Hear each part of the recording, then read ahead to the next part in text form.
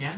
Ouais, j'ai une petite question pour Sébastien en fait par rapport à ton modèle, mais aussi surtout à ton joueur modèle. Comment tu l'appliquerais, enfin comment l'appliquer sur des jeux qui sont complexes comme les jeux de rôle en ligne massivement multijoueurs, qui sont pensés pour fournir des expériences multiples. C'est-à-dire qu'on peut avoir des hardcore gamers, des casual gamers, du PVP, du PVE, et c'est pas forcément adressé à une personne. Donc comment tu l'appliquerais vu que toi tu l'as au singulier? Alors, non, oui, effectivement, c'est au pluriel parce que bah, là, je me réfère au lecteur modèle d'écho qui montre bien qu'il peut y avoir plusieurs lecteurs modèles dans une même œuvre. Et plus particulièrement, enfin, je, je- bon, oui, je te renvoie à ma thèse tout simplement parce que je l'ai appliqué à World of Warcraft, le joueur modèle. Et en fait, on voit bien dans World of Warcraft, et c'est très intéressant par exemple World of Warcraft parce qu'il est arrivé à un moment où il s'agissait, et c'était le souhait des développeurs, de démocratiser, certains diront, d'autres massifier, le jeu massivement multijoueur en ligne en le rendant accessible à des joueurs qui n'avaient pas l'habitude de ce genre de jeu-là. Et on voit bien dans le système de règles de World of Warcraft comment on a à la fois un joueur modèle qui est un joueur novice, qui peut très bien se passer de l'expérience multijoueur en fait pour progresser jusqu'à un certain point, et donc qui rappelle des expériences de jeu solo. Finalement, World of Warcraft était le premier jeu massivement multijoueur qui pouvait être joué en solo.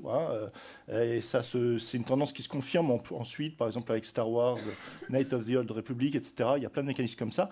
Mais en même temps, dans World of Warcraft, on avait une autre image de joueur modèle qui s'adaptait aussi à des joueurs plus intensifs, des hardcore gamers, etc. Et qui pouvaient eux, avoir des instances de groupe pour faire des évolutions plus rapides et arriver et c'est assez signifiant de World of Warcraft, on appelle à un moment le endgame experience. Alors qu'il n'y a pas de fin de jeu à World of Warcraft, mais le fait qu'il y a un moment qui s'appelle the endgame experience montre bien qu'il y a un moment de jeu qui est fini et qui s'ouvre à d'autres types de joueurs. Et ce qui est important, je pense aussi par rapport aux joueurs modèles, et surtout dans les jeux massivement multijoueurs en ligne, c'est que, comme je l'ai montré, tu le comprends, les jeux sont des structures en perpétuelle transformation. C'est exactement le cas pour World of Warcraft. Et je crois que par exemple dans World of Warcraft, ce qui aurait été intéressant de voir, c'est de quelle façon la structure s'est modifiée du début jusqu'à aujourd'hui pour répondre aussi à leur contexte d'usage, mais aussi en fonction des serveurs, etc. etc. Et ça, à mon sens, je ne sais pas si ça a vraiment été fait de façon approfondie. Voilà, parce que la plupart des études sur World of Warcraft sont davantage sociologiques, ethnographiques, etc. Ce qui est intéressant aussi de voir, c'est comment, finalement, en effet, pas miroir, mais en réponse, dans une loupe de feedback, à la limite, etc., on voit la transformation de la structure de jeu répondre aux usages, etc. Mais donc, Si, il y a l'article de Patrick sur les modes et comment le jeu s'adapte à chaque fois oui, au... oui, non, mais il y a des articles, mais disons une enquête de fond sur les transformations de la structure, etc. Bon, c'est encore à faire, mais voilà. Donc le joueur modèle, disons que c'est vraiment à entendre de façon plus large. Et effectivement, il y a plusieurs joueurs modèles, quoi. Et c'est intéressant de les repérer et de voir comment ils sont construits, quoi. Voilà. Alors moi j'avais juste une petite remarque par rapport à gamification. Je crois que, enfin, bon, là, j'ai pas eu du tout le temps de le développer parce qu'il n'y avait pas le temps, etc. Mais je crois vraiment que le concept même de gamification est essentialiste. C'est-à-dire, il prend des caractères de jeu qu'il va vouloir transposer à d'autres situations. Et le seul fait de transposer ces caractères-là en ferait des jeux, quoi. Et ça, c'est vraiment quelque chose comme... c'est pour ça que ça s'appelle aussi de la pointification. C'est une sorte d'argument critique par rapport à la gamification, de dire, bon, voilà, parce que j'ai un système de points et que j'ajoute à une situation, je vais en faire un jeu. Non, c'est pas ça. Et en plus, comme les critères de ce qu'est un jeu sont mouvants, je crois que là, ceux qui travaillent sur la gamification se plantent complètement. Enfin, s'ils travaillent dans cet esprit-là, et je rejoins tout à fait Bogost qui disait, voilà, si vous voulez critiquer la gamification, faut pas laisser les armes à l'adversaire. Faut inventer d'autres notions pour penser les choses. Et moi, vraiment, c'est pour ça que je me dis, voilà, il faut peut-être essayer de penser d'autres concepts qui permettent aussi d'offrir de la résistance par rapport à cette emprise du marketing là, sur le jeu qui est en train de devenir, et après sur l'enseignement et tout ça, qui défend une certaine idéologie qu'on veut nous faire présenter pour naturel, essentialiste, etc., alors qu'en fait, c'est une construction culturelle. Oui, justement à propos de ça, c'est ce que je disais. Bon, j'ai étudié ce qu'on appelle gamification. Je suis partie sur ce qu'on appelle gamification. Mais d'emblée, parler de gamification, justement, c'est la transformation, la transmutation magique d'une chose en une autre qui personnellement me dérange. Donc je retiens ludicisation comme une possibilité sémantiquement plus proche de mon propre esprit de travail, mais je crois qu'il convient de mettre en évidence toutes les failles de cette... Parce que beaucoup de gens reprennent le concept de gamification parce qu'il était à la mode, sans s'interroger sur ce qu'il y a derrière. Jean? vais prudemment parce que je ne suis pas sûr d'avoir bien compris. Et si vous, je crois que vous, dans votre analyse, vous distinguez entre le contenu, vous ramenez donc au game, et à la forme avec le play. Est-ce que cette méthode n'est pas, elle me renvoie à l'article de Lévi-Strauss sur la structure et la forme, c'est-à-dire que vous en resteriez à un formalisme qui n'a pas pris en compte ce qui est la véritable implication de la forme du contenu dans la structure. Alors, c'était pas la forme, c'était l'expression en fait. C'est sur le contenu, disons la structure de jeu, et la façon dont elle trouve une expression à travers la pratique de jeu, le play. Et donc là, c'est pas formaliste du tout, puisque, si vous voulez, la façon dont je pense les choses, c'est pour réussir à penser la transformation, parce que quand on pense de façon structuraliste, qui est voilà, la vraie difficulté, c'est de penser à la transformation des structures. Et voilà. Donc là, mon propos était justement de prendre en compte cette difficulté, parce que beaucoup de ce qu'on appelle les game studies pensent en termes de structure, et comment penser justement ce qu'on appelle un jeu comme une forme mouvante en transformation. Et je crois que la notion d'agencement chez Deleuze, qui lui rencontrait aussi cette difficulté-là, avec quoi ? Ouais. Avec donc la notion d'agencement chez Deleuze qui répond à cette difficulté-là aussi, en fait, mariée à celle de diagramme, je pense, permet de voir ces articulations-là, parce qu'un jeu est un agencement, il faut voir de quelle façon il s'imbrique à différents niveaux dans un contexte pragmatique, mais qu'il y a aussi la structure. On ne peut pas le nier, il y a des règles, etc. Mais voilà. Et donc, ce n'était pas la forme, la structure, mais c'était plutôt le plan de l'expression et le plan du contenu, en faisant plus particulièrement référence, là, vraiment à Deleuze. C'est une acception deleuzienne de l'ensemble de ces notions, quoi. Voilà. D'autres interventions, Frédéric Dagèze ? Je voudrais revenir sur une expression qui a été utilisée ce matin par Bernard Fréron, et que Saint-Thibault vient également utiliser, qu'on utilise plusieurs fois, qui mériterait d'être aussi travaillé que le terme de jeu, c'est le terme de règle, qui me paraît très confus, en particulier quand il s'agit du jeu vidéo, pas seulement parce que le joueur de jeux vidéo n'a pas connaissance préalablement des règles, mais surtout parce qu'on a affaire à deux domaines radicalement différents. J'ai trouvé intéressant un concept qui avait été utilisé par des gens qui travaillent dans la littérature interactive, la littérature générative, et qui est la différence entre le texte écrit et le texte à voir. Et le programme, on trouve ça, donc,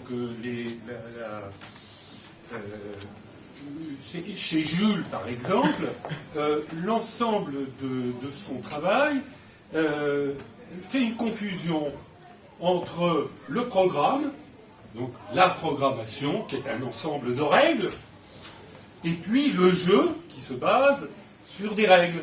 Et comme c'est le même mot, eh bien, on va passer très facilement des règles du programme, qui sont celles de l'auteur, et les règles du joueur. Et je constate qu'en permanence, on a cette confusion. Donc il me semble que la déconstruction du terme de jeu, je ne sais pas si c'est la déconstruction, mais en tous les cas, le travail que l'on fait dans la suite d'Henriot pour réfléchir à les différents usages de ce terme, je crois qu'il serait intéressant de faire la même chose sur le terme de règle. Et je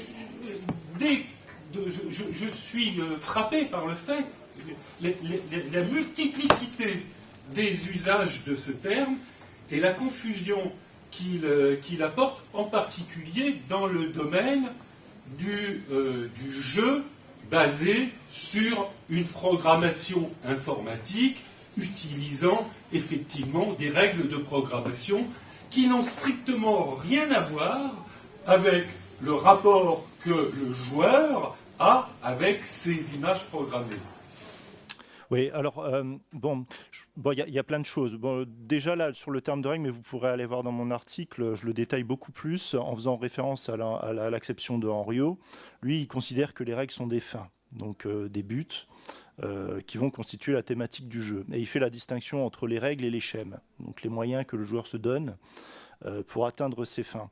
Mais c'est vrai que par rapport aux jeux vidéo, il y a toute une réflexion aussi à mener sur le statut de règles. Et bon, il y a pléthore d'écrits là-dessus sur ce qu'on peut considérer comme des règles informelles, qui ne sont pas formalisées, que ce soit dans l'interaction avec le jeu, etc.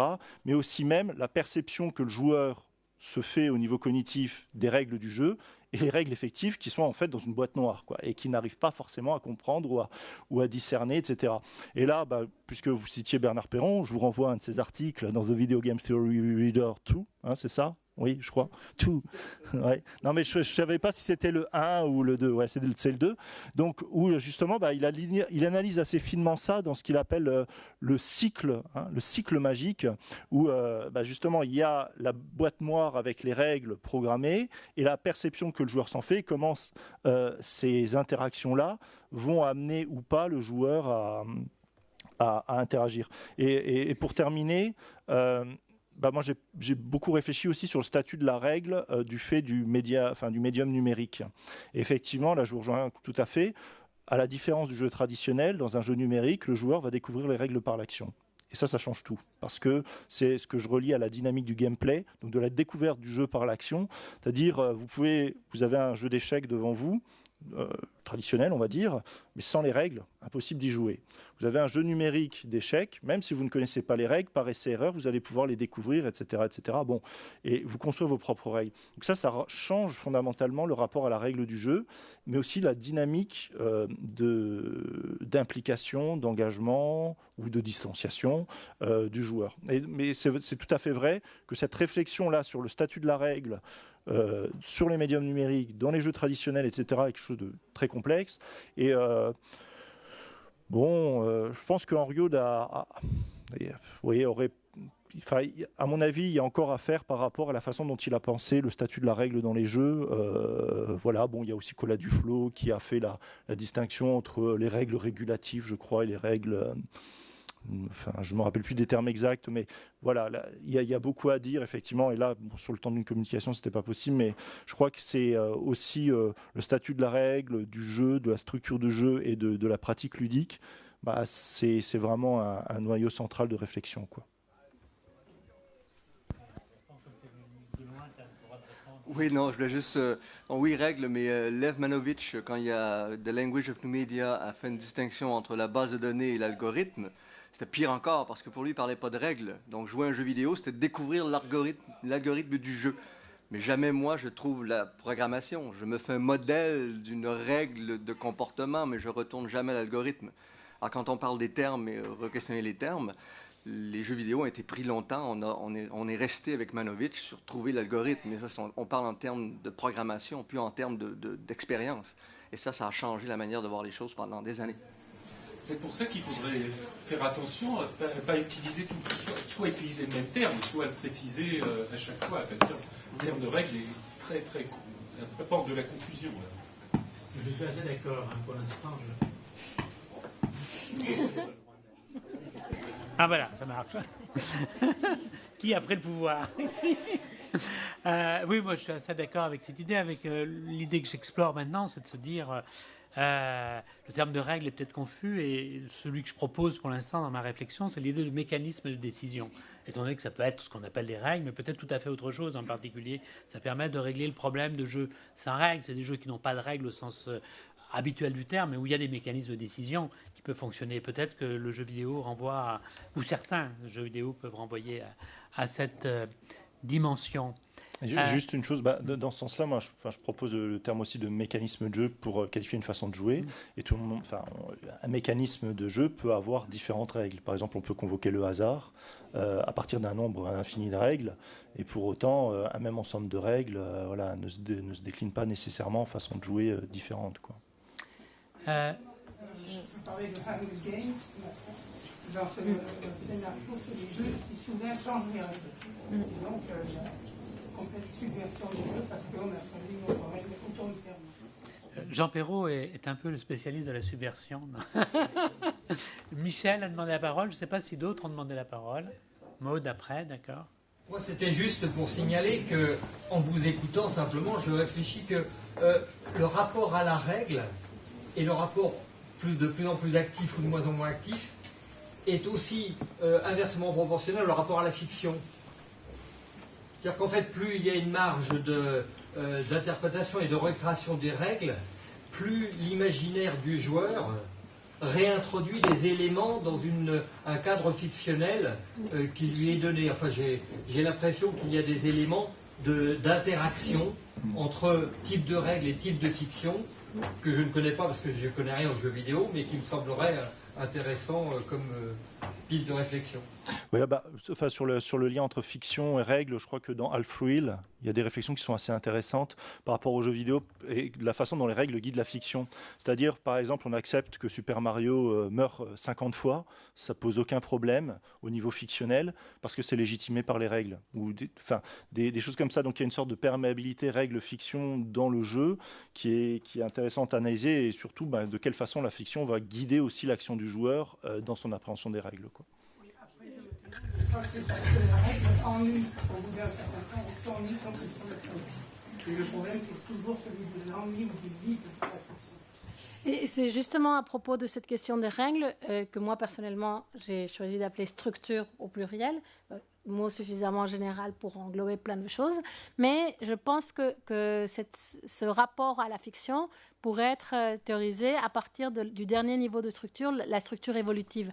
Parce que autant les structures constitutives et normatives sont contraignantes et peuvent effectivement réduire le rapport à la fiction, autant le joueur peut choisir dans son actualisation personnelle et singulière d'augmenter ou de réduire la marge de fiction et son rapport à la fiction. Et c'est pour ça que je considère tellement important de remettre à la place, au centre de la discussion, la capacité du joueur à prendre des décisions au sein d'une certaine matrice de prise de décision. En fait, j'avais une question pour Heidi. Tu posais une excellente question dans ta présentation. Tu as dit pourquoi on utilise game pour gamification, pourquoi pas play. Et j'étais sûre que tu allais pousser l'idée et proposer playfication. Et en fait, je voulais savoir si tu avais déjà pensé à développer le concept de playfication et si oui, quelle forme ça prendrait. Je n'ai pas vraiment poussé la réflexion là, puisque je commence à m'intéresser à la gamification. C'était dans le cadre de cette intervention que j'ai commencé à découvrir la question. Je pense que d'abord, c'est une question de phonie, déjà, que playification, c'est beaucoup plus difficile que gamification. Mais c'est justement tout le bagage historique de game et des game studies et du rôle du game en anglais qui fait qu'on a retenu gamification. J'en profite d'ailleurs pour signaler l'un des rares points de divergence avec Henriot. Henriot, à un certain moment, cite le fait que game et play existent en anglais et pas en français et dans d'autres langues. Et il dit aussi que c'est les langues qui ont une plus grande capacité de synthèse, comme le français qui permet de dire « jeu » pour le jeu des acteurs et le jeu des enfants, etc., qui serait, à un certain moment, il ne le dit pas en tant que tel, mais on pourrait comprendre, une lecture active ferait comprendre que ce sont des langues supérieures par leur plus grande capacité d'abstraction, alors que les langues qui n'appellent pas « jeu », le jeu des acteurs, n'auraient pas encore atteint ce niveau d'abstraction. Donc je pense qu'effectivement, il y a tout un problème, non seulement à l'intérieur d'une même langue, mais dans le rapport des langues entre elles et les lieux de légitimation du savoir à travers les langues, et qu'il faudrait étudier cette question de la playification, gamification, ou ludie, donc jusqu'à quel point partir de ludie peut être plus intéressant, ou reprendre illudé, comme le proposait Henriot. Cela reste très ouvert. D'autres questions là-dedans? C'est une question de Sébastien. En fait, je me demandais quelle différence tu disais avec le modèle que tu proposes, et évidemment, je veux la conversation, et en fait, le travail de Mathieu qui est sur les régimes d'expérience. Parce qu'à mon avis, on retrouve, c'est-à-dire à la fois comment les concepteurs produisent des objets, produisent des expériences qui sont liées à des contenus, qui sont liées à des milieux, qui sont liées à des contextes. Enfin, si tu veux, là, dans le cadre théorique, je propose des notions analytiques que je rattache à la notion d'aire intermédiaire d'expérience, quoi. C'est-à-dire, la notion de régime d'expérience. Alors, j'ai survolé ton bouquin. Il me semblerait que là, l'idée, c'est de penser à la fois le territoire du jeu et comment tu le relis à la fois aux structures de jeu, à leur expression, et comment tu articules ces différentes sphères, quoi. Parce que dans la notion, alors je ne sais pas, après il faudrait qu'on en discute, hein, mais dans la notion de régime d'expérience, dire par exemple qu'un jeu propose un régime d'expérience, effectivement, moi c'est ce que je proposais dans un article en le qualifiant de play design, quoi. C'est-à-dire, j'avais écrit un article sur le play design qui disait que la structure de jeu ne permettait pas de penser l'expérience offerte aux joueurs. Donc c'est vrai que quelque part ça rejoint un peu ce que tu avances. Voilà, donc c'est quelque chose qui est assez proche, mais moi ce que je propose, c'est quand même de lier ça à différentes notions analytiques et de les faire fonctionner pour voir comment on crée un agencement particulier de jeu, mais aussi pour penser leurs évolutions. Je crois que c'est ça qui est vraiment... Bon, peut-être ce qu'ils nous disent qu'un ou sur quoi on va se rejoindre, je ne sais pas, il faudrait qu'on travaille ensemble. Mais en tout cas, la façon dont on peut penser l'évolution de ces agencements de jeu qui est au cœur de mon approche, quoi, de la ludicisation. C'est vraiment ça. Et comment on lit, par exemple, dire voilà, tel jeu propose un type de régime d'expérience, je ne pense pas, parce que les jeux, tu vois, qui sont évolutifs, qui sont des matières malléables, il suffit de prendre l'histoire, par exemple, dernièrement je travaillais sur Adventure de Crowther, tu vois tout à fait comment c'est le premier jeu d'aventure, un jeu en mode texte, qui a été créé par un spéléologue qui bossait en même temps sur l'ARPANET, etc. Et on voit bien comment ce jeu est passé entre diverses mains, a été remanié par les hackers, etc. Puis après, c'est répandu. Donc c'est vraiment un jeu qui a été modifié par son contexte et qui n'est pas une forme stable. Donc dire qu'un seul jeu propose un régime d'expérience particulier, ça me semble essentialiste, là pour le coup. Ça serait dire, par exemple, Spacewar, ça te propose tel type d'expérience. Alors que justement, on voit bien comment dans mon approche, il faut essayer de comprendre quel joueur modèle la structure propose et comment elle rentre en friction, en complémentarité par rapport à son contexte d'usage. Et comment le contexte d'usage peut amener à la faire évoluer. Je prends un exemple tout simple, les jeux d'échecs. Jeux d'échecs, Thierry Wendling a écrit un bon bouquin là-dessus sur la façon dont le jeu d'échecs a évolué au fur et à mesure du temps en fonction de son contexte. Par exemple, au moment où on a mis les compétitions dans le jeu d'échecs et le moment où le jeu d'échecs s'est internationalisé avec des compétitions internationales, etc., on a nécessairement mis en place le pendule. Voilà. Et donc ça fait évoluer aussi la structure de jeu en rajoutant un élément. Donc c'est intéressant de voir. Et du coup, on a changé le régime d'expérience. Tu vois, parce que tu peux perdre à la fois au temps et perdre dans le jeu. Donc c'est intéressant de voir, à mon avis, comment les structures évoluent, quelle forme et quel diagramme d'évolution elles proposent aussi en potentialité, quelle potentialité elles ouvrent. Tu vois. Mais vraiment, il faudrait qu'on discute avec Mathieu, parce que je pense effectivement qu'il y a des points de convergence, quoi. Mais comme il n'a pas lu mes travaux et que j'ai peu lu les siens, voilà. Merci, moi je t'ai eu. Mais oui, j'allume le truc. Non, je me retrouve beaucoup dans ce que tu exposes. Effectivement, c'est l'histoire de régime d'expérience, ça porte sur des ensembles de jeux, donc pas une forme de jeu particulière. En plus, évidemment, c'est pluriel parce que les formes d'appropriation varient. Donc, ce qui m'intéresse aussi, c'est énorme. Enfin, tu utilises le couple territorialisation-déterritorialisation. C'est-à-dire que je pense qu'un des vecteurs effectivement de transformation majeure, c'est la transformation des milieux de jeu. Donc le passage que tu as repris cet exemple-là d'un jeu qui provient du milieu universitaire dans un autre mode d'exploitation que celui des arcades. Il faut tout un moment d'agencement et de transformation par essai-erreur en quelque sorte pour parvenir à des formes ludiques qui soient adaptées.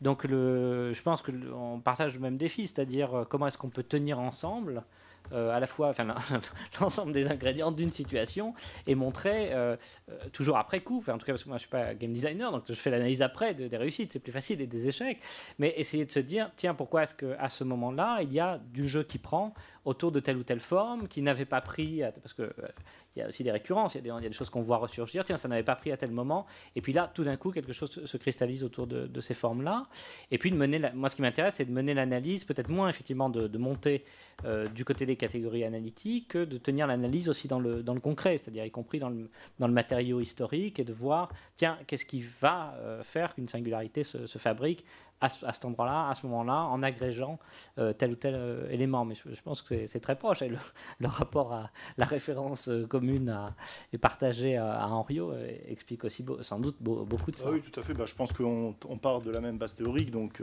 voilà quoi. Autre question? Oui. J'ai une question, et pas tout à fait une question, c'est plutôt une réponse que je viens de trouver. Je vais rappeler que est-ce qu'on vous répondra par une question? Oui, mais voilà. Je vais rappeler que je suis spécialiste en éducation préscolaire et peut-être je suis la seule ici en éducation préscolaire et je me demande si le jeu est encore une affaire d'enfant. J'espère que oui. Je veux croire parce que quand même c'est avant tout notre champ. Concurrence, là. Voilà. Personne ne proteste, donc. Mais en vous écoutant à Heidi, j'ai trouvé une réponse. Nous, en éducation préscolaire, on observe une pauvreté ludique du monde enfantin, des enfants de nouvelle génération qui jouent de moins en moins. C'est au moins ce que les enseignants nous disent. Donc, dans cette pauvreté ludique dans laquelle l'enfant se trouve, on trouve la tendance, une autre tendance, la tendance de gamification de l'éducation. Donc, la réponse que j'ai trouvée, c'est plutôt une hypothèse, je précise une hypothèse. Je viens de trouver un lien entre la gamification de l'éducation et la pauvreté ludique que ça provoque chez l'enfant. Parce qu'en proposant des jeux à l'enfant, des jeux construits, inventés, conçus par l'adulte pour l'enfant, les jeux éducatifs, qui ressemblent à mon avis un peu aux jeux vidéo, qui est conçu par quelqu'un pour être joué par d'autres. Et donc, en proposant à l'enfant, on la met sur une autre piste, différente de celle qui est la piste, dirais-je, naturelle. C'est pas que l'autre n'est pas naturel. Donc, est-ce que la gamification de l'éducation est liée avec une restriction de la zone du jeu dans le sens du play? Et ici, entre parenthèses, je viens de terminer un article qui devrait être traduit en anglais. C'est ma propre fille qui traduit, elle a traduit partout le jeu par game. Bon, j'étais pas contente. J'ai essayé de lui expliquer. Elle me dit, mais maman, play, c'est quand on est au théâtre. Quand on est au diable. Donc, la gamification en éducation. Quand on est au théâtre. Quel est l'impact sur ce développement ludique, cette expression ludique de l'enfant? Et si vous permettez juste encore une petite question, un enfant de l'âge préscolaire, il y a une visite des universitaires dans la classe, l'enseignante est très bien préparée, elle sait que j'observe le jeu. Et donc pour l'enfant dit, madame, c'est quand est-ce qu'on va finir ton jeu? L'enseignante elle est stressée, mais pourquoi veux-tu qu'on finisse le jeu? Et l'enfant tout naturellement dit, parce que je veux faire mon jeu. Donc, entre le game, ton jeu, et le play, mon jeu. Voilà, c'était ma réflexion. C'est pas tout à fait une question, mais... Merci. Moi, je voudrais réagir rapidement. Ce n'est pas du tout dans un rapport de concurrence, mais de complémentarité, justement. Moi, je m'intéresse surtout aux jeux dans l'enseignement des langues. Et une des problématiques récurrentes, c'est qu'on me demande « Ah, donc, l'enseignement des langues aux enfants ?» Non, moi je m'intéresse surtout aux adultes et cela est possible aussi. Mais effectivement, dans l'idée de la gamification de l'éducation et dans mon cas de l'enseignement des langues, cela revient à dire que ce serait à nous enseignants de fournir les cadres de l'expérience ludique et que ce serait à nous de transformer toute l'éducation en un jeu. Il y a d'ailleurs une école à New York qui se spécialise à offrir toutes les matières, absolument toutes, à travers des jeux vidéo. Donc, personnellement, cette expérience ne me tente pas. Et je pense que, justement, en tant qu'enseignant intéressé par le jeu, il nous faut d'abord définir ce qui, dans le jeu, nous paraît important et donc chercher à le développer. Ici, comme je l'ai dit, pour moi, ce serait la disposition intime du joueur par rapport à son comportement. Donc, il s'agit moins de soumettre aux enfants ou aux adultes des structures de jeu comme celles des jeux vidéo ou autres, mais des opportunités de mettre en œuvre cette disposition d'esprit, de prendre cet esprit critique, d'intervenir sur le jeu, d'être des game players, comme proposait Bernard ce matin. Et dans l'exemple que vous citez, je pense que c'est un autre exemple, j'en connais bien d'autres, de la nécessaire différence entre acte, pensée et énonciation. Justement, la grande erreur que je rencontre tout le temps dans la formation de professeurs, c'est qu'ils pensent qu'il suffit d'annoncer aux apprenants de n'importe quel âge, on va jouer pour qu'il y ait jeu, ou de soumettre un dispositif que d'autres ont appelé ludique pour qu'il y ait jeu. Alors que ce que j'insiste à leur dire, c'est qu'il faut d'abord comprendre quel est votre objectif à travers cette activité que vous appelez jeu, et une fois cet objectif fixé, trouver les moyens de l'atteindre, qu'il s'agisse d'un jeu ou non. Et je leur conseille toujours de ne pas dire ceci est un jeu, mais plutôt de monter leur dispositif en fonction de leur objectif.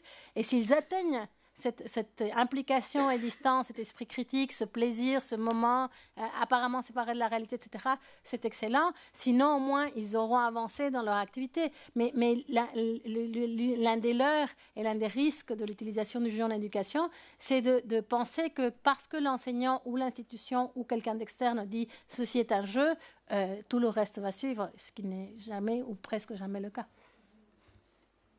Merci. Je vais terminer par ce qui ne sera pas des questions parce qu'on n'a pas le temps, mais quelques éléments de complément ou de distinction par rapport à ce qui a été dit. Moi, je pense qu'on est un peu sévère avec les objets. Voilà. C'est peut-être ce qui me distinguait de Jacques Henriot, cet intérêt porté sur le jouet, les objets. Et on a eu des discussions là-dessus, effectivement, Henriot ne voyant l'objet que comme quelque chose qui va permettre le jeu à travers une jouabilité qui peut toujours être construite par le joueur. Et je pense que c'est oublier une autre dimension, c'est-à-dire que la chosification ou la réification, c'est pas quelque chose de méchant, de sale, mais c'est ce sans quoi les sociétés n'existeraient tout simplement pas. C'est-à-dire si les pratiques n'étaient pas réifiées, il n'y aurait pas de culture, je crois, il n'y aurait pas de patrimoine, il n'y aurait rien.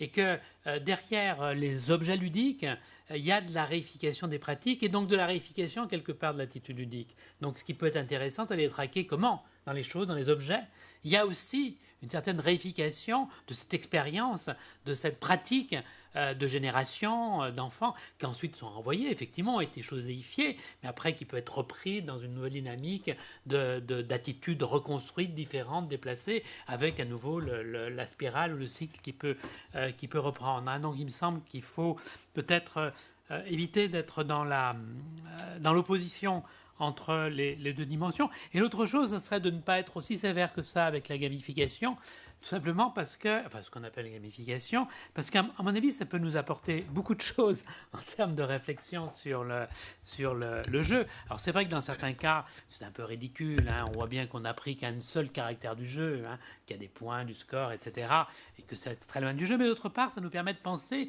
comment le jeu est une activité fragile, labile, qui fait que tout d'un coup quelque chose peut devenir un jeu, ou c'est devenu un jeu et c'est plus un jeu. Et je crois que là, il y a des éléments intéressants dans cette possibilité de...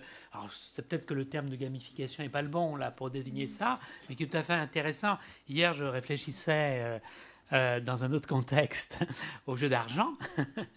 Une conférence dans le cadre, on a fait un cycle sur le jeu d'argent dans le cadre de l'école doctorale, hein, et effectivement, par exemple, le jeu d'argent a cette potentialité de transformer beaucoup de choses, hein, en jeu, hein. Il suffit de parier sur l'élection présidentielle pour la rendre totalement frivole, parce que ce qui est intéressant, c'est de savoir si mon pari va être le bon ou pas le bon, peu importe le résultat. Et cette capacité de transformer des choses en jeu me semble tout à fait intéressant. Il renvoie alors là pour le coup à des pratiques qui sont sans doute très très très anciennes, hein. Le pari est loin d'être quelque chose récent, histoire de mettre un petit peu de jeu d'argent dans l'univers. Si on n'en parle pas directement, je crois que un certain nombre de réflexions peuvent tout à fait s'appliquer là-dessus. Ce qui me conduit avant l'introduction, de rajouter quelque chose que j'ai oublié, comme Elisabeth l'a évoqué, cette journée était rendue possible grâce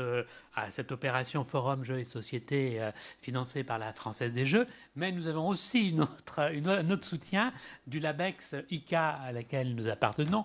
Alors, le LABEX, c'est de nouveaux dispositifs qui ont l'avantage d'avoir un peu d'argent, qui réunissent différents laboratoires autour d'un thème. ICA veut dire industrie culturelle, création artistique, et donc réunit des laboratoires de notre presse, c'est-à-dire Paris 3, Paris 5 et Paris 13, plus l'ENSAD qui est hors presse, et donc est un lieu de réflexion sur des logiques liées aux industries culturelles dans lequel le jeu vidéo a sa place. D'ailleurs, il y a quelqu'un qui fait partie à travers Paris 3 de ce même LABEX que vous connaissez certains, c'est Alexis Blanchet, puisque nous sommes, sinon dans le même laboratoire, tout au moins dans le même LABEX maintenant.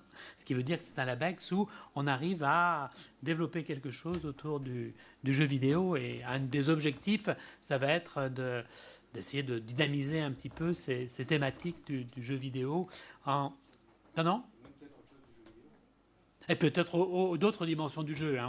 L'idée, ça serait d'avoir des projets. En tous les cas, le jeu, et se trouve quand même une bonne nouvelle pour ceux qui s'intéressent au jeu. Quand la première réunion qu'on a fait au niveau du LABEX, on a évoqué les thèmes qui pouvaient intéresser. Et moi, bien sûr, j'ai lancé le thème jeu, et tout le monde s'est précipité dessus et a trouvé ça intéressant. Et le premier séminaire de l'ABEX qu'on a fait au mois de janvier, je crois, si ma mémoire est bonne, a été consacré au jeu, et on espère publier les actes. Il y a des choses très différentes, des choses qui concernent le jeu télévisé, par exemple.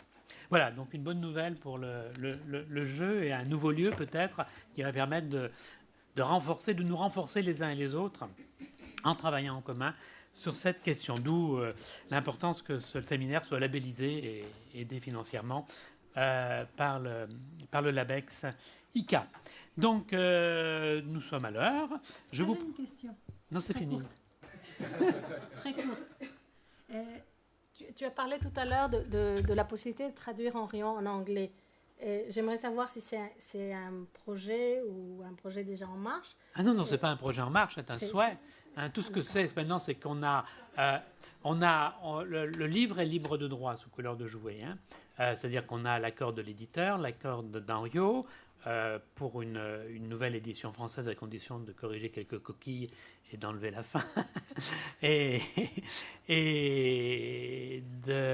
l'accord de l'éditeur, je dis, aussi bien pour une traduction anglaise que pour une réédition française. Donc c'est plus soumis à des questions de négociation de droit. Comme tu parlais d'argent, c'est ce que donc après, ça ne résout qu'une partie des problèmes. Mais ça résout quand même des problèmes, parce que si l'éditeur ne voulait pas lâcher le livre, on n'irait pas très pour loin. des traductions, les droits sont importants, mais les frais de traduction... Ah oui, bien sûr, je sais bien. Donc, puisque tu as parlé d'argent, c'est le problème. Si on a un sponsor pour traduire Henriot en anglais, c'est très bien. Bien, je vous propose d'arrêter là.